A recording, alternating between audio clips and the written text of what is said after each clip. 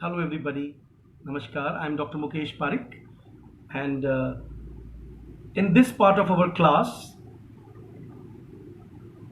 we will be talking about a most important, highly anthologized, and I think repeatedly being asked the famous essay of Bacon, that is of studies. So, without giving any background, थोड़ा सा background study करना जरूरी होता है कि why we call Bacon as the father of English essay. Why we call Bacon as father of English essay? No idea? ठीक है मैं बताता हूँ.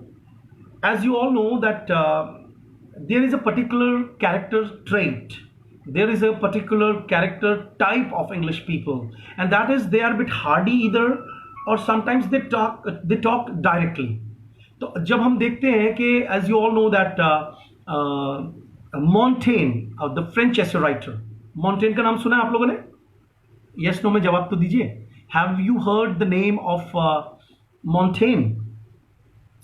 No. Montaigne was a French essay writer. He is considered to be the father of French essay. Okay. आपको याद होगा पिछली class में I taught you a text that is Good Morrow written by John Donne. In today's class I'll be taking one prose part. अच्छा ये मैं रोज रोज आपको कुछ ना कुछ टेक्स्ट जरूर पढ़ाऊंगा apart from discussing every thing you know. कि जो बच्चा टेक्स्ट नहीं पढ़ता है उसका नेट और जेआरएफ क्लियर नहीं होता है. Okay. And it has been a practice that they have been asking us questions from Bacon. चलिए मैं बात करता हूँ. I was talking about that why we call Francis Bacon as the father of English essay, because he in his writing shows to us certain traits of the English people. English people की क्या traits हैं? Direct बात करना, practical बात करना, थोड़ा सा Hardy होना, किसी चीज की बहुत ज्यादा थ्योरी में नहीं चले जाना, उसकी प्रैक्टिकल यूटिलिटी की बात करना. That is why English people are famous for. और ये बात हमें भी मालूम होना चाहिए. देखो अगर मैं आपको लिटरेचर पढ़ा रहा हूं तो I will be talking about the personality traits of different people. अगर आपने डिफरेंट एसेइस्ट पढ़े हो तो you come to know that जो कोई आदमी इंटेलिजेंट होता है उसको धीरे धीरे पर्टिकुलर एरिया के लोगों का एक पर्सनालिटी ट्रेट पता चलता है, उसको थोड़ा सा जनरलाइज कर देते हैं. You know the meaning of general. Mostly we generalise people कि अरे फलाने एरिया के लोग तो ऐसे होते हैं, the people of that particular area of like that. But it's not like that. We can not exactly say. जब हम ये कहें कि टू द पॉइंट बात करना ही अंग्रेज लोगों की आदत है, और फादर ऑफ इंग्लिश ऐसे हम फ्रांसिस बैकन को सिर्फ इसलिए बोल दें कि उन्होंने स्टाइल में लिखा. अगर ऐसा है तो चार्ल्स लैम्ब तो बड़े लंबे लंबे सेंटेंसेस लिखते हैं, and he does not create any parallel also, and he can truly be associated with Montaigne. So can we say that जो चार्ल्स लैम्ब है, he is a French writer? No, we cannot say that. But as per prose work is concerned, this कई बार आपको ये भी पता होना चाहिए कि ऐसे की डेफिनेशन क्या होती है. If suppose somebody asks you, few days back my daughter asked me like what is the definition of essay. चलिए बताइए what is the definition of an essay. तो आपको ताजुब होगा कि there are writers, जैसे डॉक्टर जॉनसन ने एक डेफिनेशन दी है, the loose sally of ideas, that is an essay. तो लूज सैली ऑफ आइडियाज का क्या मतलब होता है? ऐसे वर्ड भी है, एक इंग्लिश में एक वर्ड है अपने आप में. If you will find a word lexical item very much there in the dictionary, that is essay. Essay means to frame something, to bind something, to arrange something in a systematic manner. So why we call essay an essay? Because in essay, in this particular literary genre, we keep assembling our ideas on a particular topic. तो हम देखेंगे कि of studies क्यों famous है. क्या आप ready हैं of studies ऐसे पढ़ने के लिए डिटेल में? जवाब दीजिए. Are you ready? मुझे आवाज नहीं आ रही है. चलिए स्टार्ट करते हैं. तो मैंने बता दिया कि इस ऐसे में अच्छा एक फ्रांसिस बैकन की स्टाइल के बारे में थोड़ा बात करते हैं. Is very very aphoristic writer, pragmatic writer. Pragmatic का मतलब प्रैक्टिकल बात करता है. एपिग्रामेटिक, टर्स, pithy. He talks in such a manner that when you elaborate, You can write a book based on one line. So he has written pithy sentences. Pithy mean to say, जिसको हिंदी में बोलेंगे तो गागर में सागर. That in nutshell he says a lot much in इसका कारण है, suppose they ask you like why he was able to write that, because first language of because he was an Elizabethan, you should not forget that, and he was a child of Renaissance. And when Renaissance writers, whether they were in Germany or say they were in France or they were in England, these writers used to write in Latin. Latin was, you know, the language of the educated intelligentsia. Okay, so Latin language has a structure. Like Sanskrit, it has a very terse structure. अब वो जो terse structure, आप जैसे आपको अपनी mother tongue में सोचना है में, तो अगर आपकी मदर टंग लैटिन है, मान लो इंटेलेक्चुअल लैंग्वेज आपकी लैटिन है, नॉट मदर टंग, तो आप when you are thinking in Latin and converting it into English, then your sentences will altogether become small, short, pithy, aphoristic, epigrammatic. Okay, and biblical element भी उसमें आ जाता है, because Bible has also been written, that Bible was translated from Latin Vulgate. So that is why there is a particular sermonic element, didactic element. ऐसे लगता है जैसे वो हमें एडवाइस कर रहा है. ओके, एडवाइजिंग एलिमेंट जो so ये सारी बातें जब पता होती है तब जाकर के हम लोग, so अभी आप क्या याद रखेंगे, he talks about, okay, shrewd element उसके essays में शामिल है. So we can come to know that he had a great impact of Machiavelli on him, because Elizabethan literature, the book The Prince was published in 1512. Okay, Machiavelli mean to say a shrewd personality, one who talks about worldly wisdom.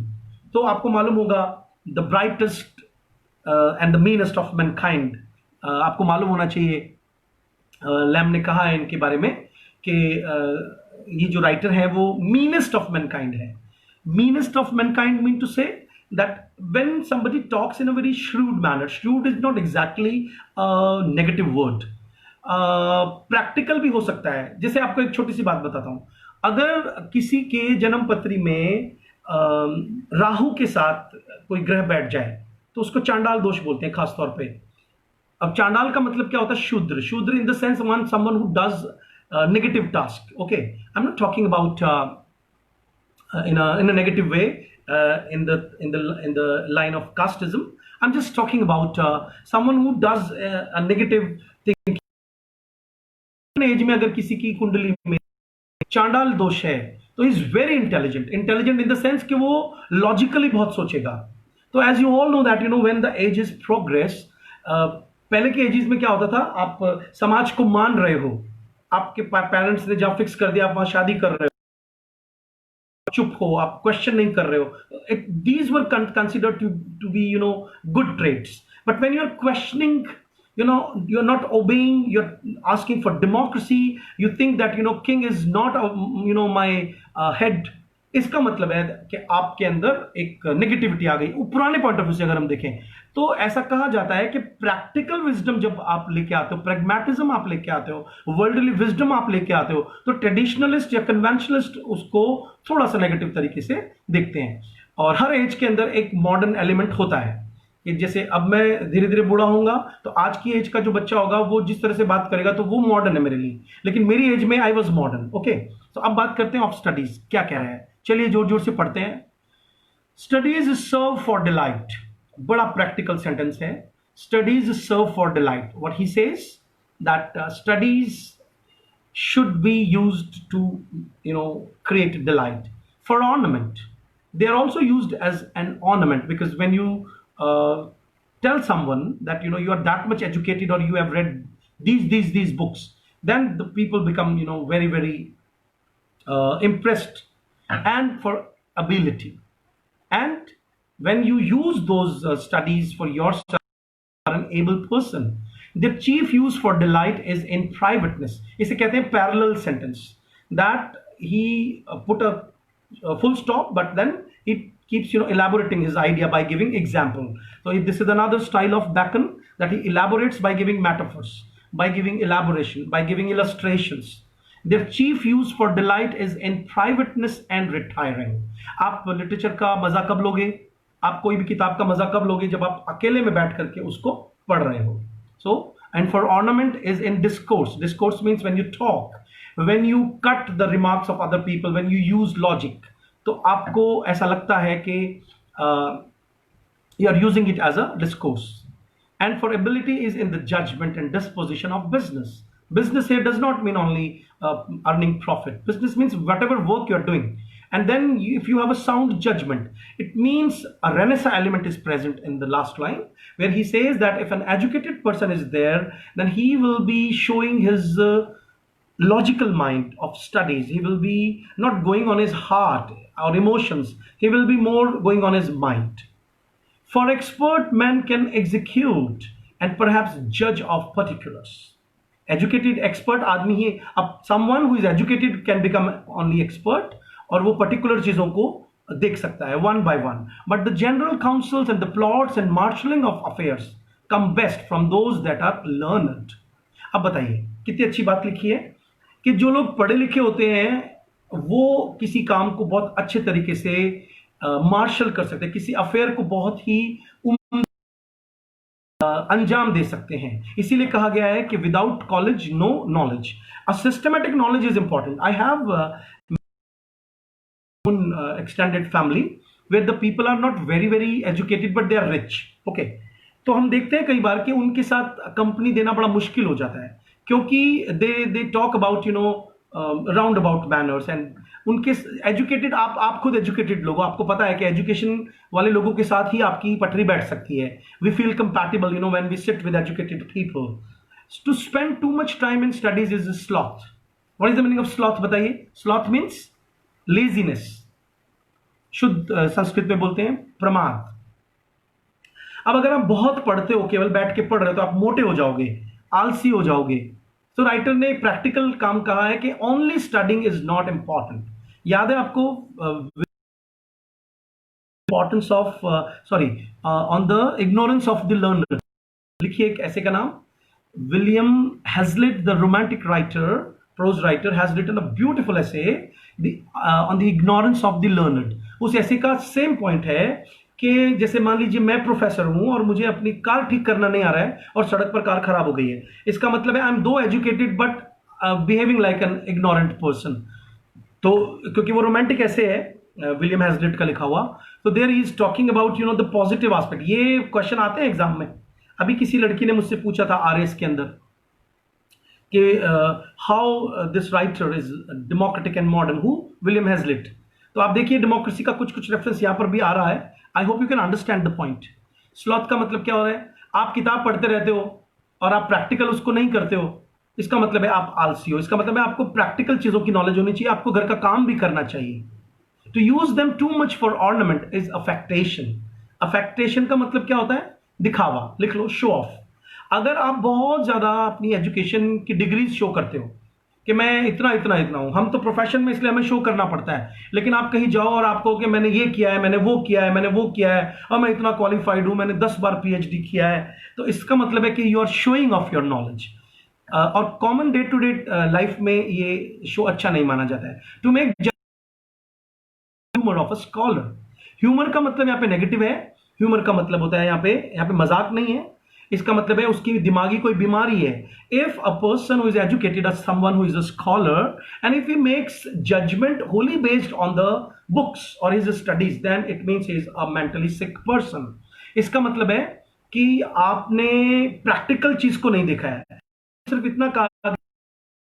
एक example देता हूं कि doctor ने मुझे 1 घंटे treadmill पर बिताने के लिए कहा है. तो आपने मीम देखा होगा कि एक आदमी ट्रेडमिल पर सो रहा है ना, या 2 मोटी मोटी औरतें ट्रेडमिल पर खड़ी होकर बातें कर रही हैं, ए बहन तूने क्या सब्जी बनाई, है ना, क्योंकि वो कह रही है कि डॉक्टर ने कहा. ट्रेडमिल का मतलब होता है कि वहां पे भागना है, but they have taken it literally. इसका मतलब है कि though there are certain people you must have seen, they are very qualified but they don't use their practical thing. इसीलिए कई बार क्या होता है कि मेरे साथ, आपके साथ भी होगा, मेरे आर्किटेक्ट जब मेरा मकान बना रहा था तो ही with a particular map he was saying something, but the ठेकेदार the real मिस्त्री जो होता है the real person who works there, they used to fight almost daily. And whenever I found कि मैंने मिस्त्री की बात को माना, तो आई वाज हैप्पी.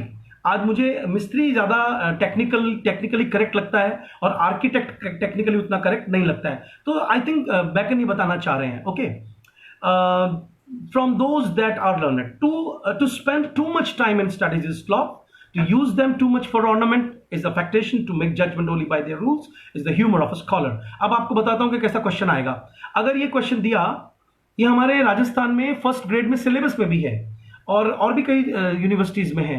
तो वो क्या करते हैं आजकल, जैसे क्लॉज टेस्ट पूछते हैं ना, जैसे एसएससी में और बैंक में, ऐसे दो ब्लैंक दे देंगे कहीं पर आपको. And these particular lines are so famous that they have become proverbs now. तो आपको मेरा कहना मानकर इसको एक सांस में पढ़ना चाहिए. घर पे जाकर के दोबारा इसको पढ़िएगा. घर पे ही हो वैसे तुम लोग अभी. दे परफेक्ट नेचर. दे मतलब स्टडीज आपके नेचर को परफेक्ट करती है. नेचर मतलब you have a particular nature. We are born with a nature, but अपने नेचर को और परफेक्ट करने के लिए हमें स्टडी करना चाहिए. इसका मतलब है वी आर नॉट स्टडी. ये आप एग्जाम्पल देखिए, and are perfected by experience. और हमारे को स्टडी और हमारा एक्सपीरियंस दोनों एक्सपीरियंस बनाते हैं और हमारी स्टडीज को और यूजफुल बनाते हैं. For natural abilities are like natural plants. Natural abilities natural plant की तरह हैं, दैट नीड प्रूनिंग. ये पुरानी इंग्लिश आर्केइक वर्ड है, मतलब काट छांट. एक पेड़ उगा, अब पेड़ जंगल में आपने देखा होगा, एक पेड़ दूसरे पेड़ की टहनियों में घुस गया, and no system there, okay, but we are social being, we are gregarious plus social beings. और हमारी अगर प्रूनिंग नहीं होगी, तो प्रूनिंग मीन टू से कि साहब देखिए, एक बात का ध्यान रखिएगा. एक मेरे फ्रेंड है फेसबुक पे, उन्होंने बहुत अच्छी एक बात लिखी एक दिन. उन्होंने लिखा कि मन का करना, आजकल एक गलत फहमी बहुत फैल रही है कि follow your heart, follow your hobbies, या जिसके नंबर नहीं आते हैं आजकल, जिनके 100 में से 100 नंबर आ रहे हैं, उनको क्रिटिसाइज भी करते हैं कुछ लोग. लेकिन आपने देखा है, once I was there in a literature festival and Shashi Tharoor was to inaugurate launch a book written by Anupam Kher. तो Anupam Kher delivered a very small lecture that मैं फेल हो गया 10th में, और मेरे पिताजी मुझे होटल ले गए और वो बहुत खुश थे. उन्होंने मुझे कहा कि आज वो गरीब थे, वो होटल नहीं जा सकते थे, पर पहली बार वो शिमला में मुझे होटल ले गए और उन्होंने मुझे ये दिखाया कि फेलियर कोई बुरी चीज़ नहीं है. लेकिन ये अनुपम खेर बन गए क्या सारे जो 10वीं में फेल हुए थे? Have they got the same fame? इसका मतलब क्या है कि एक मिथ भी है. अगर हम बैकन को पढ़ेंगे ना, then we come to know the importance of studies and all. That's why. और ध्यान रहे, being a teacher also, being a father also, and I have proved myself. मैंने देखा है कि जो अपना मन मार के, one who does not kill his heart, passion को किल करने की क्यों कह रहा हूं? क्योंकि अभी जैसे स्कूल बंद है, अपने घरों में देखिए, कोई बच्चा स्कूल जाने की कह रहा है क्या? बाय नेचर कभी भी मन नहीं करता पढ़ने का. हमारा खुद का ऐसा मन करेगा कि हम बात ही करते रह जाएं, मन नहीं करता. इसका मतलब है स्टडीज जो है उनको आपको मन मार के फॉलो करना चाहिए, तब जाकर के आपका नेचर परफेक्ट होगा. हियर नेचर हैज पन because so many meanings over here. I hope I am explaining it well. समझ में आ रहा होगा. That need pruning. आपकी काट छांट जरूरी. काट पर ये कई तरह की बात कर रहा है. आपका मन पढ़ाई करने का नहीं कर रहा है, but you have set a time table, आपको उसको फॉलो करना चाहिए. आपका मन नहीं कर रहा है, okay. First by study and studies themselves do give forth directions too much at large, except they be bounded in by experience. अगर आप स्टडी से बहुत ज्यादा डायरेक्शंस लेते हो तो भी सही नहीं है, आपको एक्सपीरियंस भी उसमें शामिल होना चाहिए. So again and again is talking about the practical thing also, okay. Crafty men contemn studies. यहां पे कंटेम का मतलब है condemn, again an archaic spelling. अच्छा, एक बात बताइए, क्राफ्टी का मतलब क्या होता है? चालाक, गंदे. Those kind of people, who feel envious and jealous, they condemn studies. Study की बुराई कौन करेगा? जिसके हाथ में या तो स्टडी लगी नहीं है. जैसे जब मैं लिखता हूं 14 टाइम नेट, 3 टाइम JRF, तो कुछ लोग मुझे नेगेटिव कमेंट लिखते हैं.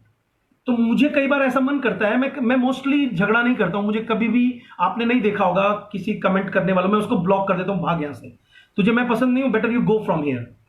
लेकिन कुछ लोग होते हैं उनसे पूरी मतलब बहस कर रहे हैं, बॉक्सिंग कर रहे हैं कि, लेकिन मुझे मालूम है कौन लिख रहा होता है, किसको अट्रैक्ट नहीं करेगा हाईली क्वालिफाइड पर्सन जो खुद क्वालिफिकेशन नहीं लेके आया है। मतलब पंजाबी में एक कहावत है, हथ न अपड़े थू कौड़ी, मतलब ग्रेप्स आर सार, मतलब आपके हाथ में नहीं आया तो आपको लग रहा है तो कड़वा है, खट्टा है। जो स्टडीज की बुराई करते हैं या तो उनके बस में नहीं था, या they could not control their heart and follow studies and all. So crafty man condemn studies, simple man admire them. Simple man admire them का क्या मतलब होता है? आपने देखा होगा कि जैसे मेरे सामने बहुत एजुकेटेड पर्सन आ जाए तो मैं पागल नहीं हो जाऊंगा, क्योंकि बचपन में भी ऐसा होता था कि जैसे मैंने देखा कि अच्छा somebody बीएससी, तो मुझे लगता था अच्छा ओके बीएससी हो सकते हैं। If somebody was PhD when I was not PhD, तो I was not crazy to look at him। इसका मतलब है अगर आप में दम नहीं है तो आप एफर्ट नहीं करते हो, इसका मतलब है आप सिंपल आदमी हो और आप बड़ी तारीफ करोगे जी फलाना फलाना इतना क्वालिफाइड है, फलाने का बेटा डॉक्टर है, तो why are you not doing efforts? तुम कर सकते हो। तो इसका मतलब है कि जो सिंपल आदमी होते हैं, गंवार होते हैं, सिंपल का मतलब यहाँ पे सिंपलटन लेस से है। आपकी बात कौन करेगा? जिसके पास टाइम है। अगर आप किसी पुल से नीचे देख रहे हो और मैं जा रहा हूं, तो मैं बिल्कुल नहीं देखूंगा, देख रहा होगा कुछ गिर गया होगा, उसका कोई गिर गया होगा, मर गया होगा, I don't care. Don't take me in a very negative shade के मैं परवाह नहीं करता। It's not like that, I am simply giving an example कि टाइम जिसके पास होगा वेस्ट करने के लिए वो इन सब चीजों को, सिंपल मैन जो होता है वो दूसरों के एजुकेशन को देख के बड़ी तारीफ करने बैठ जाएगा उसकी। ओके कि कहां चला गया? Man admire them and wise man use them, लेकिन जो बुद्धिमान होगा वो उस एजुकेशन को यूज करेगा। फॉर का मतलब because they teach not their own use but that is a wisdom without them and above them one by observation. और इस लाइन का मतलब निकल रहा है कि आप जरूरी नहीं कि किताब पर ही अपना सब कुछ बेस कर दो, किताब से बियॉन्ड चले जाओ, ऑब्जर्व करो चीजों को, चारों तरफ देखो। आपने देखा होगा बड़े बड़े नॉवलिस्ट, बड़े बड़े थिंकर्स, बड़े बड़े संत, बड़े बड़े टीचर्स हमेशा प्रैक्टिकल एग्जांपल देते हैं। इसका मतलब है they are observing along with their studies, along with their books, because one who has written book has also written something by observing the things around him. Okay, so इसका ये मतलब निकल रहा है। नेक्स्ट में वो बात करता है रीड नॉट टू कॉन्ट्रडिक्ट। अब देखिए ये कैसी लैंग्वेज है। अच्छा बताइए डायडेक्टिक सेंटेंस क्या होता है? आदेशात्मक सेंटेंस, उपदेशात्मक, someone who is giving a sermon, सीधा वर्ब से शुरू होता है ना। रीड नॉट टू, जैसे बिब्लिकल यहाँ पे एक शेडो नजर,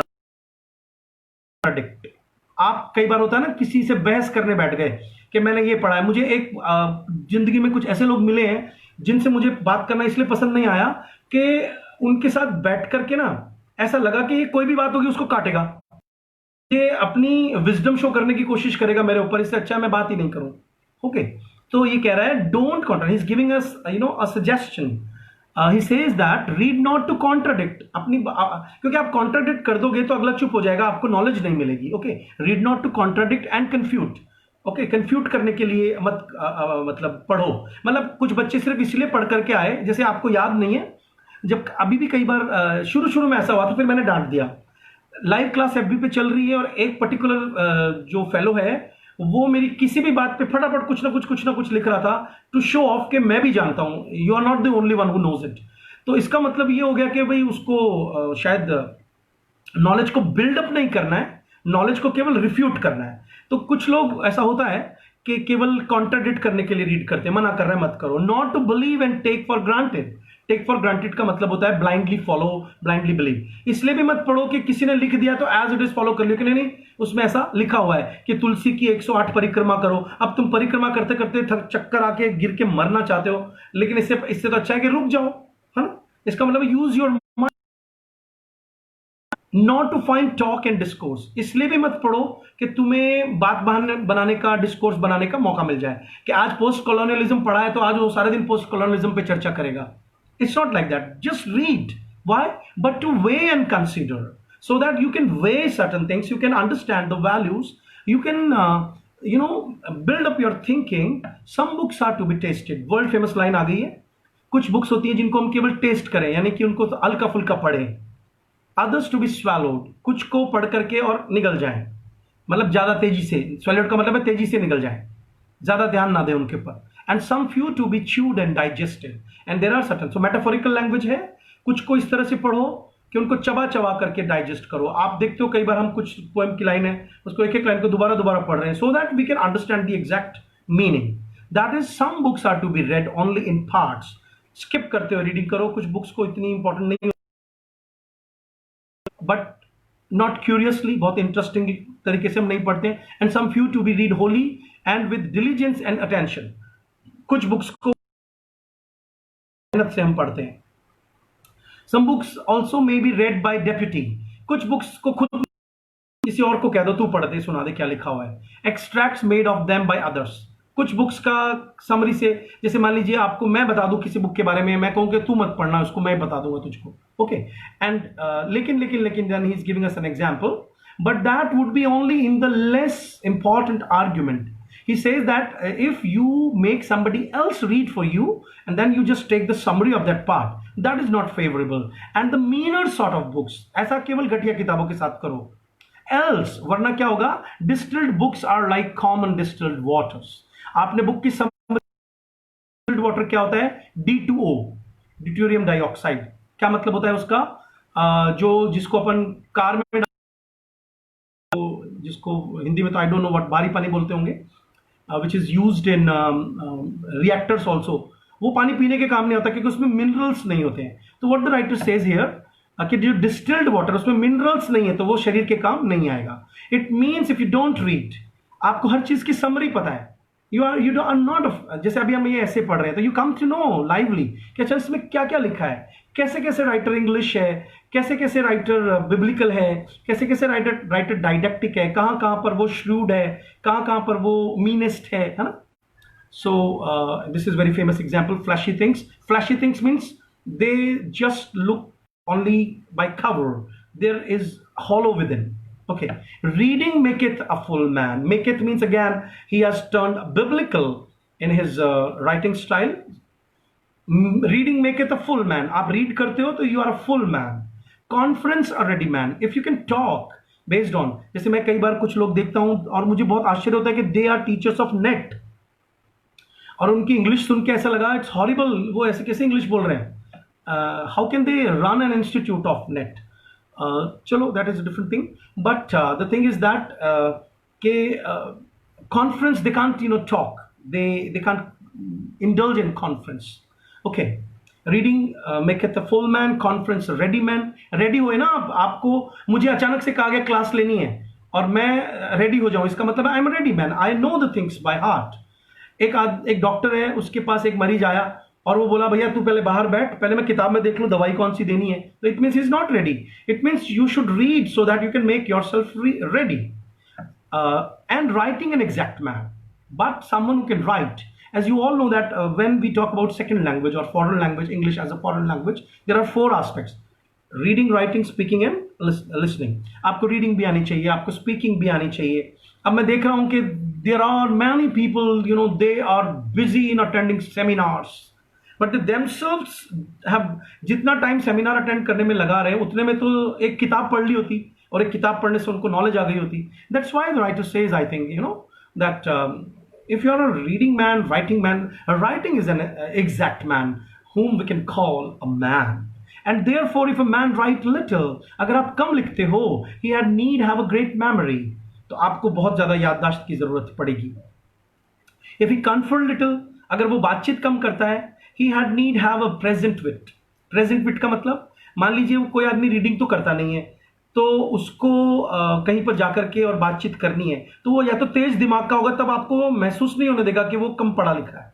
जैसे कई लोग होते हैं, मैं ऐसे कई लोगों को जानता हूं जो कम पढ़े लिखे हैं, लेकिन उनकी बातचीत से नहीं लगता, कुछ ऐसे फ्रेजेस रट लिए, कुछ बातचीत कर ली, लिटिल को लिल बोल दिया, वेल वाओ ऐसे करके बातचीत कर ली, और कुछ रट लिया, और present in front of the video, तो आपको लगेगा कि बस पढ़ाई करूं तो इसी टीचर से करूं। सो ऐसा नहीं है। राइटर कह रहा है कि उनकी विट तेज होती है। Without wit, if you check them, if you argue with them, then you will find that they don't have knowledge. Okay, and if he read little, he had need have much cunning. अगर पढ़ते नहीं हो, तरह तरह की books नहीं पढ़ रखी है, और तो आपको चालाकी का इस्तेमाल करना पड़ेगा to seem to know you have to pretend that you know that he doth not. जो जानते नहीं हो वो भी आपको शो ऑफ करना पड़ेगा कि नहीं मैं जानता हूं। तो ये राइटर कह रहा है the importance of reading is, आप बहुत, अगर मैं कोई पोएम समझा पा रहा हूं डिटेल में, इसका मतलब है बहुत रीडिंग हो गई तो you know I can satisfy my student, जैसे आप लोग आगे जाके ऐसा करने वाले हो। हिस्ट्रीज मेक मैन वाइज, अगर आप हिस्ट्री की बुक्स पढ़ते हो तो आप बुद्धिमान बनते हो, हिस्ट्री को पढ़ना चाहिए। पोएट्स विटी, पोएट्स को पढ़ते हो तो आप विटी, विटी का मतलब होता है where to fit a particular word and how to get the meaning of a particular sentence और वर्ड, ऐसा आप हो जाए। तो हिस्ट्री पढ़ते हो तो वाइज हो जाते हो, पोइट्स पढ़ते हो तो विटी हो जाते हो। द मैथमेटिक्स होता है तो style, style means subtle, subtle means गुप्त। जो आदमी बहुत मैथमेटिक्स का नॉलेज रखता है ना वो ऐसे कैलकुलेट कर लेगा, अच्छा अच्छा तुरंत कैलकुलेट कर लिया, और आप ऐसे ऐसे गिनने बैठ गए अगर आपने मैथमेटिक्स की नॉलेज नहीं ले रखी। इसीलिए बेसिक एजुकेशन में मैथमेटिक्स आती है।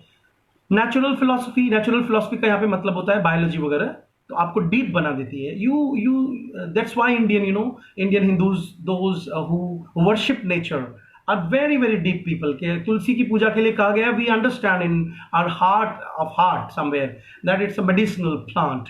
सो वो कह रहा है कि फिलोसफी डीप, मॉरल ग्रेव। आप मॉरल एजुकेशन की बुक्स पढ़ते हो तो आप गंभीर व्यक्तित्व के पर्सन बन जाते हो। Grave means serious. Logic and rhetoric पढ़ते हो, एबल टू कंटेंट, तो आपको बहुत बहस करने में बड़ा मजा आएगा। मान लीजिए मैं लॉजिक नहीं जानता ज्यादा, I can't prove my point you know by cutting a particular point. Okay, अबियंट स्टूडिया इन मोरिस, ये लैटिन लाइन है, इसका मतलब देखिए मैंने क्या लिखा है, it is a maxim, maxim मतलब कहावत, बाय ओविड। ये एग्जाम में आ सकता है question. It means pursuit done with constant and careful attention become habits. अगर आप बार बार एक काम करते हो तो वो हैबिट बन जाती है। आप बार बार रीडिंग करते हो, आप बार बार अच्छे लेक्चरर से लेक्चर अटेंड करते हो, आप बार बार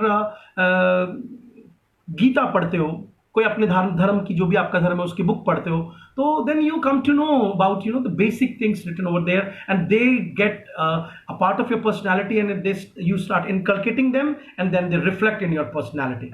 तो ये कह रहा है कि एबियंट स्टूडिया इन मोरीज, मोरीज एक वर्ड है बच्चों, ये इंग्लिश में भी आ गया, लिख लीजिए MORES, इसका प्रोनाउंसिएशन होता है मोरीज। मोरीज मीन टू से values, customs, traditions, you know, way of behaving something, certain belief system and all. Nay, there is no stone or impediment in the wit, but may be wrought out by fit studies. अगर आपके पास विट नहीं है, fit studies करो, ऐसी studies जिनको करने से दिमाग तेज होता है। बॉडी में हैव अप्रोप्रिएट एक्सरसाइजेज। फिर वो कहता है कि अलग अलग बीमारी में अलग अलग एक्सरसाइज काम आती है, इसी तरह से अलग अलग तरह की स्टडी करने से आपके अलग अलग जो एरर है पर्सनालिटी के, फॉल्ट्स हैं, विकार है, वो दूर होते हैं। कैसे?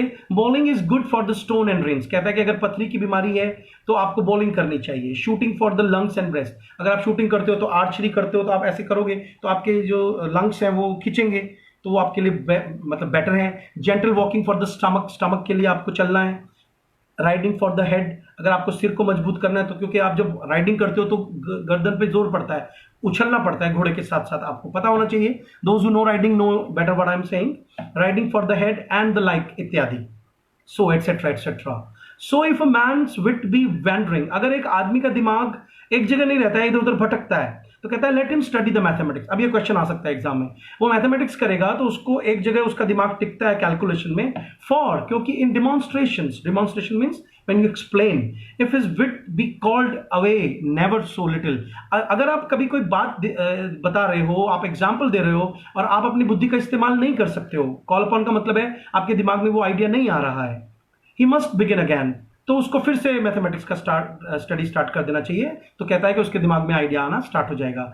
If is wit be not apt to distinguish और फाइंड डिफरेंसेस, अगर आप तेज तर्रार नहीं हो, आप चीजों में अंतर नहीं। स्कूलमैन का मतलब है तरह तरह के घरानों के, लीनियज के, जो जैसे मेटाफिजिकल पोइट्री है, मैंने आपको उस दिन बताया था, तो इसी तरह के आपको पर्टिकुलर केसेस। सेक्टोरीज, ये भी आपको पूछ सकते हैं लैटिन में। सिमिनी सेक्टोरीज का मतलब होता है हेयर स्प्लिटिंग, वकीलों के केसेस को पढ़ करके आप बाल की खाल निकालना सीख जाओगे। इसीलिए केस स्टडीज करवाते हैं, रिसर्च करते हैं तो हम बहुत सारी बुक्स पढ़ते हैं, उसमें लॉजिक भी हम इस्तेमाल करते हैं, स्टेटमेंट लिखते हैं। तो इसीलिए रिसर्च एप्टीट्यूड होना चाहिए कि रिसर्च एप्टीट्यूड जब आपने कुछ ज्यादा पढ़ ही नहीं रखा तो how can you know be a person of research if he be not apt to beat upon matters, beat over matters. अगर आप चीजों को बीट ओवर नहीं कर सकते, अपनी बात को कट नहीं कर सकते, and to call up one thing to prove and illustrate another, एक चीज को प्रूव करने के लिए you cannot use another thing, let him study the lawyers cases. तो वो उसी की बात कर रहा है कि उसको लॉयर्स के केसेस पढ़ने चाहिए। So every defect of the mind may have a special receipt. इसी तरह से हर दिमाग का अलग अलग जो डिफेक्ट है उसको कंप्लीट करने के लिए हमारे पास अलग अलग रिसीट है। रिसीट यहाँ पे जो है इसमें पी साइलेंट होता है, you should be aware about that. That's it for today.